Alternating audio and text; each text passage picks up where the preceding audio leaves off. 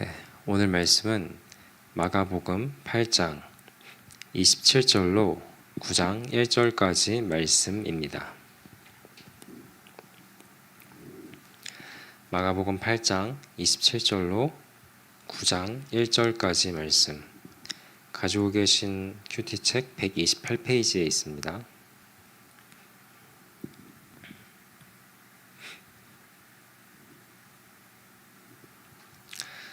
그럼 저와 한 절씩 교독하시도록 하겠습니다. 예수와 제자들이 빌립보 가이사랴 여러 마을로 나가실새 길에서 제자들에게 물어 이르시되 사람들이 나를 누구라고 하느냐? 제자들이 여짜와 이르되 세례 요한이라 하고 더러는 엘리야 더러는 선지자 중에 하나라 하나이다. 또 물으시되 너희는 나를 누구라 하느냐? 베드로가 대답하여 이르되 주는 그리스도시니이다 하매 이에 자기를 아무에게도 말하지 말라 경고하시고 인자가 많은 고난을 받고 장로들과 대제사장들과 서기관들에게 버림받으어 죽임을 당하고 사흘 만에 살아나야 할 것을 비로소 그들에게 가르치시되 드러내놓고 이 말씀을 하시니 베드로가 예수를 붙들고 항변하매 예수께서 돌이키사 제자들을 보시며 베드로를 꾸짖어 이르시되 사탄아 내 뒤로 물러가라. 내가 하나님의 일을 생각하지 아니하고 도리어 사람의 일을 생각하는도다 하시고 무리와 제자들을 불러 이르시되 누구든지 나를 따라오려거든 자기를 부인하고 자기 십자가를 지고 나를 따를 것이니라. 누구든지 자기 목숨을 구원하고자 하면 잃을 것이요 누구든지 나의 복음을 위하여 자기 목숨을 잃으면 구원하리라. 사람이 만일 온 천하를 얻고도 자기 목숨을 잃으면 무엇이 유익하리요? 사람이 무엇을 주고 자기 목숨과 바꾸겠느냐? 누구든지 이 음란하고 죄 많은 세대에서 나와 내 말을 부끄러워하면 인자도 아버지의 영광으로 거룩한 천사들과 함께 올 때 그 사람을 부끄러워하리라. 함께 읽겠습니다. 또 그들에게 이르시되 내가 진실로 너희에게 이르노니 여기 서 있는 사람 중에는 죽기 전에 하나님의 나라가 권능으로 임하는 것을 볼 자들도 있느니라 하시니라. 아멘. 네, 오늘은 이 8장 27절부터 29절까지의 말씀을 좀 더 우리가 집중하여서 묵상하는 시간을 갖도록 하겠습니다. 이게 짧으니까요. 제가 27절로 29절까지 한번 빠르게 다시 읽겠습니다. 예수와 제자들이 빌립보 가이사랴 여러 마을로 나가실새 길에서 제자들에게 물어 이르시되 사람들이 나를 누구라고 하느냐? 제자들이 여짜와 이르되 세례 요한이라 하고 더러는 엘리야 더러는 선지자 중에 하나라 하나이다. 또 물으시되 너희는 나를 누구라 하느냐? 베드로가 대답하여 이르되 주는 그리스도시니이다 하매. 아멘. 이 빌립보 가이사랴 지역이 처음에 등장하고 있는데 이 배경 가운데 가이사랴는 두 군데가 나옵니다. 한 군데는 이제 해안가 쪽에 있었던 가이사랴가 있고요. 그곳과 구별하기 위해서 이 빌립보라고 앞에 붙여서 이 빌립보 가이사랴라고 이 지역을 설명하고 있어요. 이곳은 이제 이방인들이 많이 살고 있었고 또 그러다 보니까 우상 숭배도 아주 성행하던 그런 곳이었습니다. 예수님께서 이런 곳들을 또한 지나치지 아니하시고 제자들과 함께 그 여러 마을로 나가시면서 또 그 생명의 복음의 말씀을 선포하셨겠구나 우리가 생각해 볼 수 있지요.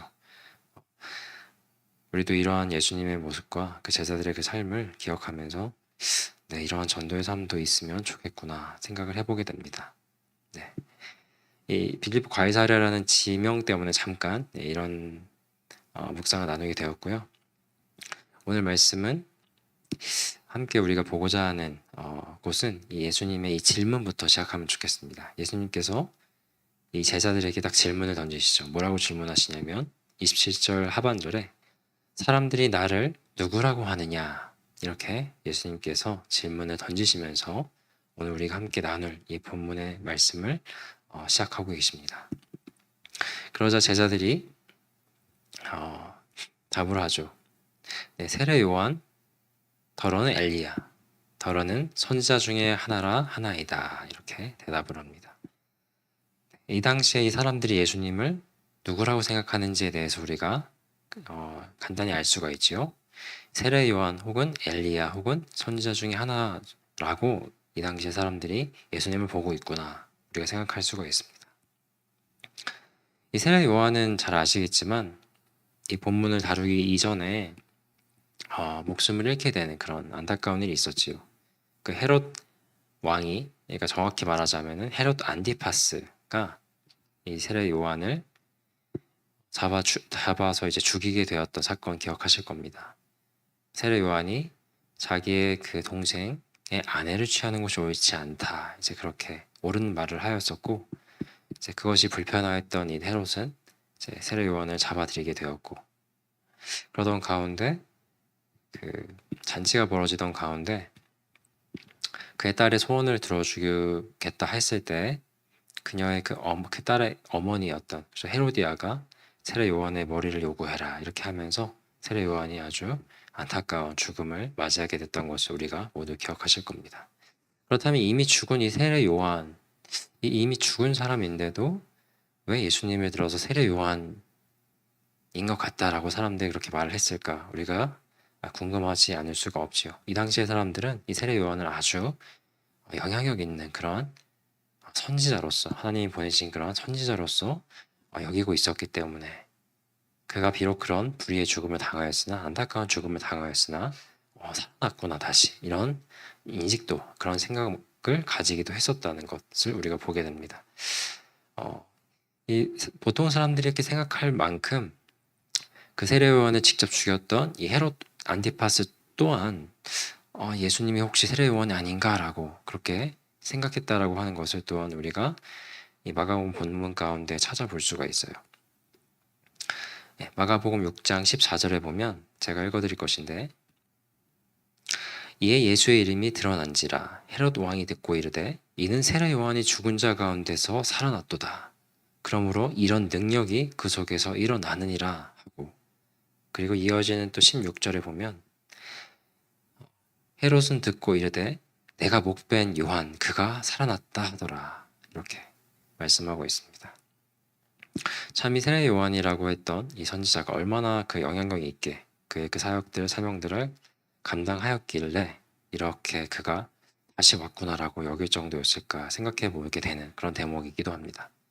그러나 무엇이 되었건 이 예수님이 누구라냐라고 생각했을 때 이 헤롯 안티파스가 이렇게 생각할 정도로, 그리고 그 당시의 사람들이 또 생각했었던 그런 것은 예수님이라는 사람은 선지자 중에 하나 정도라고 여기고 있었다라는 것을 우리가 보게 됩니다. 세례 요한 그가 아주 영향력 있는 아주 정말 보통의 사람과는 전혀 다른 그런 존재였긴 하였지만 어쨌거나 그는 선지자 정도로 여겨졌던 그런 사람이었고, 예수님을 또한 사람들이 생각할 때 선지자 정도겠구나라고 생각을 했다는 것을 우리가 보게 돼요. 그리고 이어지는 또 엘리야라고 또 더러운 생각하였다고 하는데, 엘리야는 어떤 사람이었습니까? 엘리야는 메시아가 오기 전에 그의 길을 예비하는 또 선지자로 이렇게 여기는 그런 인물이었죠. 많은 사람들은 엘리야가 메시아라고 하는 그런 존재가 오기 전에, 그가 오기 전에 그의 길을 예비하는 선지자라고, 그리고 엘리야는 그렇게 그러한 길을 예비한 선지자로서 다시 돌아올 것이다 라고 당시에 많은 사람들이 이렇게 여기고 있었습니다. 그리고 이 율법과 이 말씀의 전문가라고 할 수 있었던 그 서기관들도 이렇게 백성들에게 가르치고 있었고요. 이런 인식을 가지고 있었던 그 이유는 잘 아시겠지만 말씀 가운데 그렇게 기록되어 있기 때문입니다. 말라기 4장 5절로 6절에 보면 이렇게 말씀하고 계세요. 보라, 여호와의 크고 두려운 날이 이르기 전에 내가 선지자 엘리야를 너희에게 보내리니 그가 아버지의 마음을 자녀들에게로 돌이키게 하고 자녀들의 마음을 그들의 아버지에게로 돌이키게 하리라. 아멘. 이렇게 말라기에 말씀이 기록되고 있습니다. 그러다 보니 엘리야가 먼저 오겠구나라고 이렇게 다 생각하였던 것이죠. 물론 예수님도 그것이 맞다 하시며 오리라한 그 엘리야가 왔다, 그런데 그것이 곧 세례 요한이었다 이렇게 또 가르쳐 주시기도 합니다. 마태복음 11장 14절에 보면 이렇게 말씀하세요. 만일 너희가 즐겨 받을진대 우리라 한 엘리야가 곧 이 사람이니라 하면서 세례 요한이라고 이렇게 확인해 주시는 그런 부분들도 있었습니다. 아무튼 엘리야는 이제 이러한 백성들에게 있어서 이러한 존재였고, 정말 엘리야는 그 선지자이고 이제 다시 올 것이다라고 이런 인식들을 가지고 있었는데, 이제 그런 인식 가운데 예수님을 보면서 그 오리라고 한 그 엘리야가 혹시 아니겠는가, 이 사람들이 그런 인식을 가지고 있었다라고 하는 것이죠. 그러나 이것 또한 결론적으로 말씀드리면 예수님을 선지자로 이제 여겼다라고 하는 것을, 이 백성들이 예수님을 정말 우리에게 오실 그 메시아라는 그런 존재로서가 아니라 선지자로 여기고 있었다는 것을 또한 우리에게 보게 해줍니다. 그리고 마지막으로 이 선지자 중에 하나다라고 이렇게 예수님을 본다고 하였는데, 말 그대로예요. 이 이스라엘 사람들에게 있어서 이 선지자라고 하는 그런 존재는 그 구약을 통하여서도, 그리고 이스라엘 역사를 통하여서도 익히 배워오고 잘 알아왔던 그런 존재들입니다. 그동안 여러 선지자들이 있었지요. 그들이 감당하였던 여러 사역들이 있었고, 또 전했던 그런 하나님의 말씀들이 또 있었고, 그들이 보여줬던 여러 이적들도 있었고, 여러 이 선지자들의 모습들이 있었습니다. 그러나 다시금 또 결론적으로 말씀드리면, 이 백성들은 예수님을 볼 때 이런 선지자 중에 그런 하나와도 같이, 그들과 같은, 또 그들 정도의 그러한 분으로 예수님을 여기고 있었다라고 하는 것을 우리로 하여금 또한 다시금 또 보게 해주지요. 그래서 이 제자들이 예수님을 향하여 세례 요한이라 하고 혹은 엘리야 혹은 선지자 중에 하나로 이렇게 봅니다 라고 이렇게 대답을 하게 된 것이었습니다. 이 대답을 들은 예수님은 이제 아주 중요한, 정말 그들에게 아주 중요한 질문을 하나 더 던지시게 됩니다. 그것이 바로 29절 말씀입니다.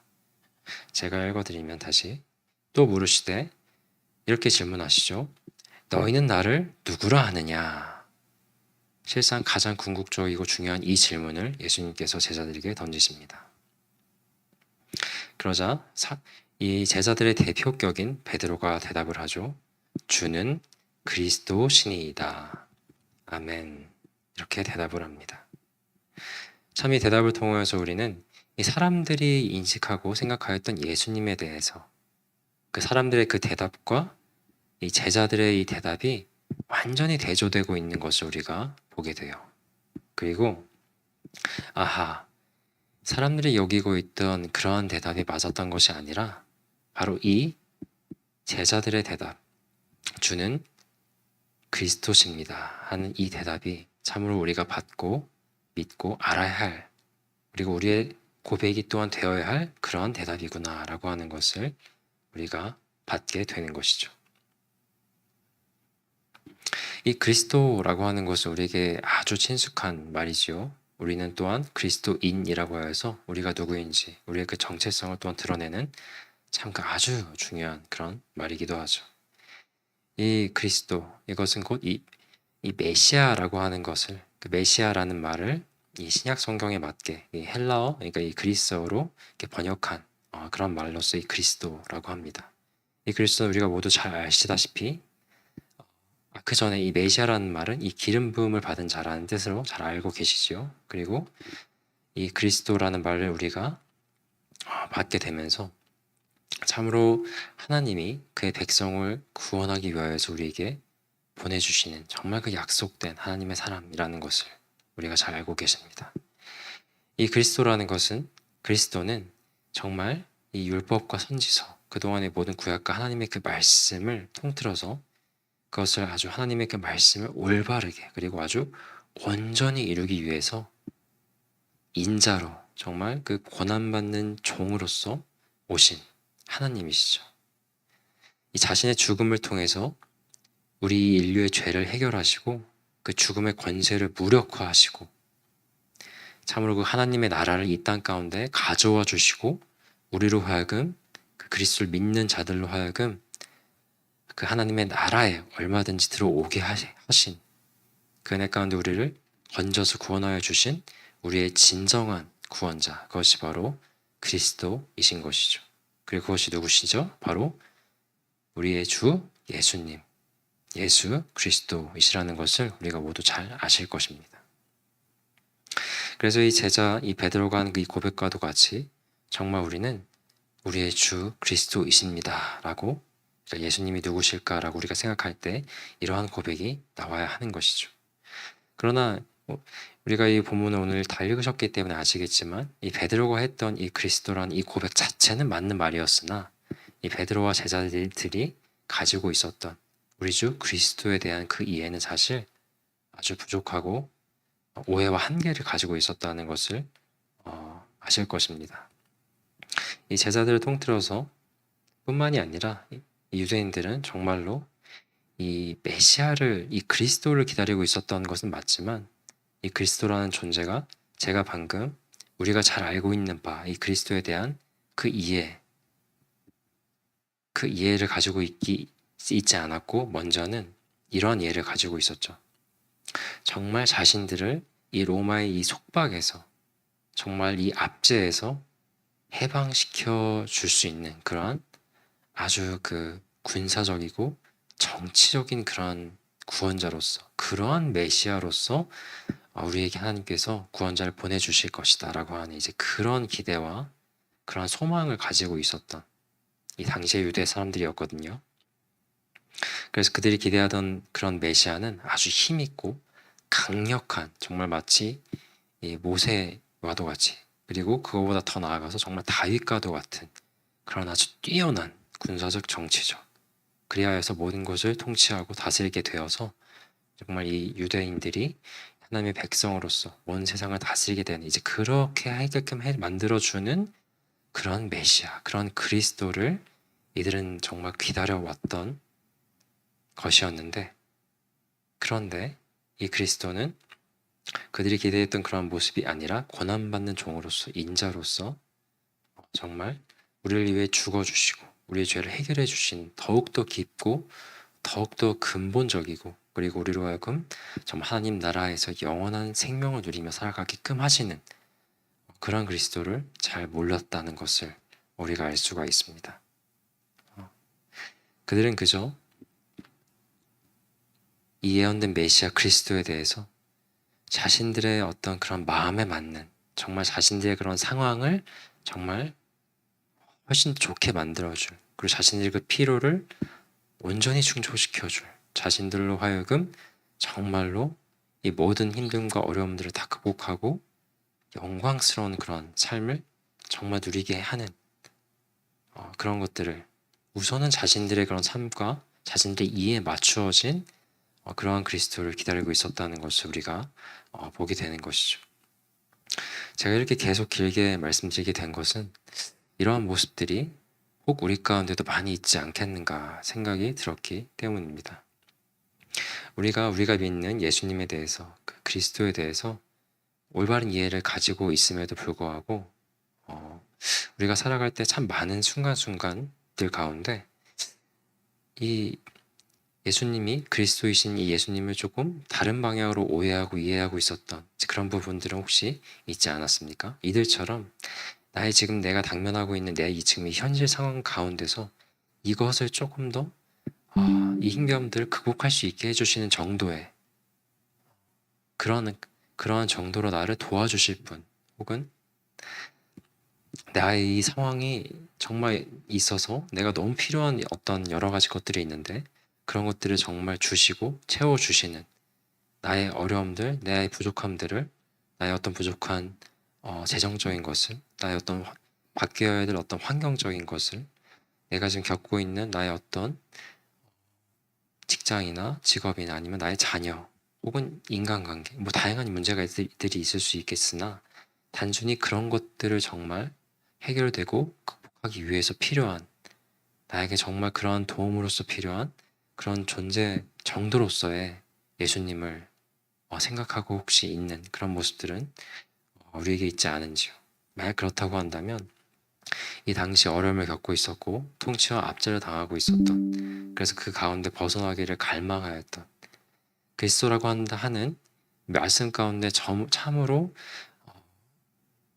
드러나고 있고 말씀 가운데 우리에게 가르쳐주고 계시는 그 그리스도의 그 본의를 따르려고 그것을 먼저 보려고 하는 것이 아니고 이 압제당하고 있는 어려운 현실 가운데 그로부터 놓이기를 간절히 원하는 그 마음 가운데 그래서 그것에 맞추어진 군사적 메시아, 정치적 메시아를 바라고 있었던 그런 이해 가운데 그런 한계 가운데 있었던 이 유대인들과 이 베드로 제자들의 모습과도 같이 혹 그러한 편향되고 진정한 그리스도의 그 의미를 놓치고 있는 그러한 모습들이 우리 인생들 가운데 삶 가운데 혹시 있진 않았는지요. 그런 것들을 우리가 한번 생각해 보게 되는 것입니다. 예수님은 단순히 그 당시에 사람들이 생각했던 선지자 정도의 그런 분이 아니셨고 예수님은 참으로 그리스도셨다는 것. 그러나 그 예수님은 단순히 그 당시의 사람들, 단순히 우리가 생각할 때 우리가 좁게 보는 그런 안목 가운데 있는 단순한 그런 나의 구원자가 아니고 진정한 그리스도로서, 진정한 우리의 구원자로서 우리를 위해 대신 죽으시고 우리를 살리시기 위해서 죽으시고 그 모든 사랑과 은혜 가운데 우리를 다시 우리와 함께 부활하심을 통하여서 그 부활 생명을 우리에게 주심으로 우리 또한 다시 살리시고 그분과 함께 영원한 그런 생명을 누리게 하시는 그 무엇과도 바꿀 수 없는 그 큰 생명과 사랑의 그 은혜 가운데 인도하신 분이라는 사실을 우리가 기억하심으로 그것에 감사드리며 참된 그리스도를 붙들고 나아가는 그러한 저와 여러분이 되시기를 주님의 이름으로 축원드립니다. 이제 함께 우리 합심하여 기도하는 시간을 갖도록 하겠습니다.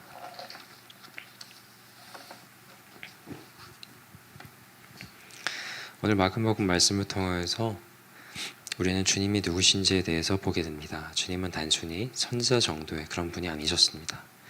그분은 참으로 우리를 구원하실 메시아 그리스도로서 우리에게 보냄받으신 하나님이셨습니다.